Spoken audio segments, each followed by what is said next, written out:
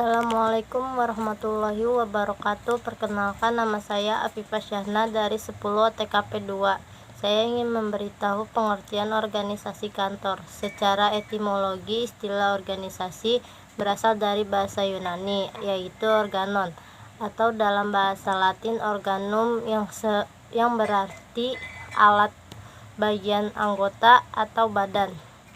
Sementara itu, secara definisi, organisasi adalah kesatuan yang terdiri atas bagian-bagian dalam perkumpulan untuk mencapai tujuan tertentu. Kelompok kerjasama antara orang-orang yang diadakan untuk mencapai tujuan bersama. Beberapa ahli mengemukakan definisi organisasi sebagai berikut. Ada James De Money. Menurut James De Money, dalam bukunya The Principles of Organization, organisasi adalah setiap bentuk perserikatan manusia untuk mencapai tujuan bersama.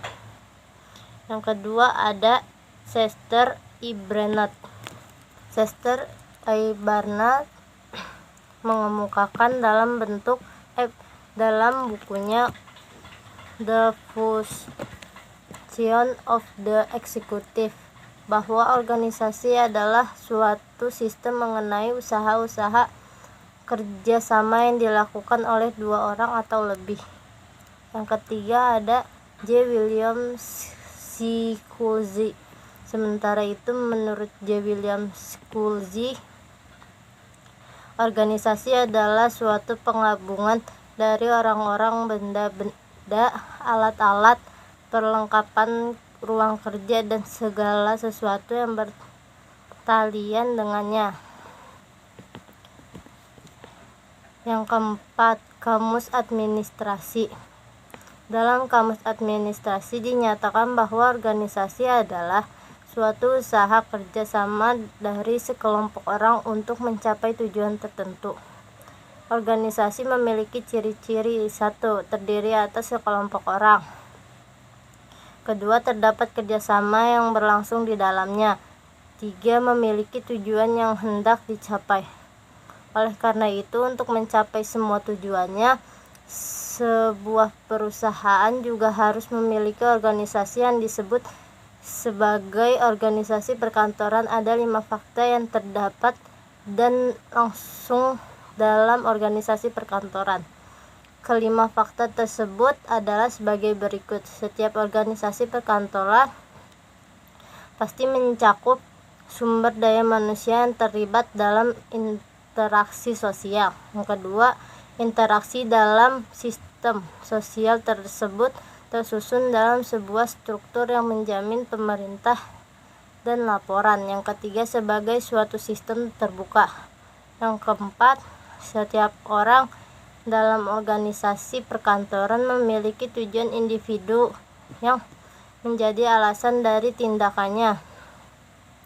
Yang kelima, interaksi sosial yang terjadi dalam manajemen perkantoran juga dapat membantu pencapaian tujuan bersama.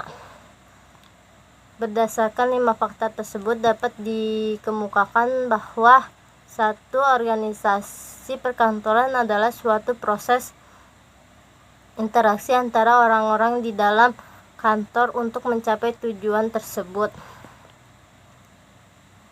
Yang kedua, organisasi perkantoran adalah suatu rangka dasar yang menjadi tempat orang-orang melangsungkan kegiatan untuk menerima, menyimpan, mengolah, menyajikan informasi, dan merawat aset perusahaan.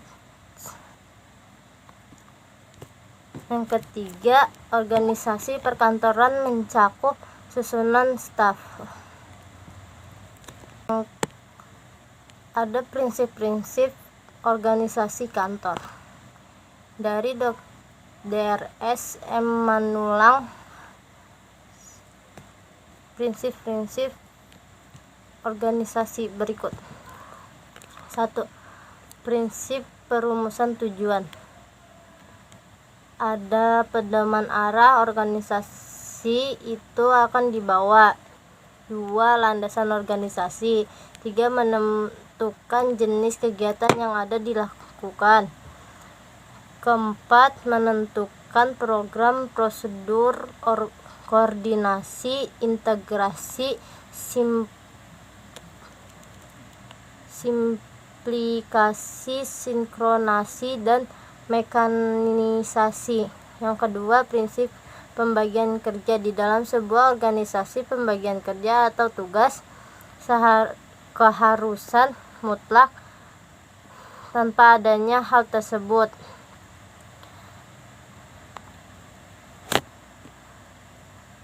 Yang ketiga, ada prinsip pendelegasian kekuatan atau wewenang. Setiap pemimpin harus memperoleh delegasi kekuasaan atau wewenang yang diperlukan agar dapat melaksanakan tugas dengan baik. Yang keempat, rentang manajemen. Istilah lain yang digunakan untuk menyebut dalam prinsip ini adalah jenjang pengawasan, jenjang kekuasaan, dan rentang manajemen. Yang kelima, tingkat pengawasan. Berjalannya sebuah organisasi dalam mencapai tujuan yang telah ditentukan harus dipastikan dengan selalu menjalankan sistem pengawasan. Tanpa adanya pengawasan akan sulit bagi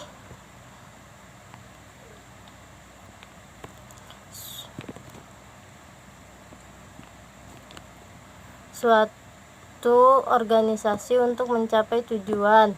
Oleh karena itu, menyusun organisasi harus memperhatikan kemudahan sistem pengawasan. Yang keenam,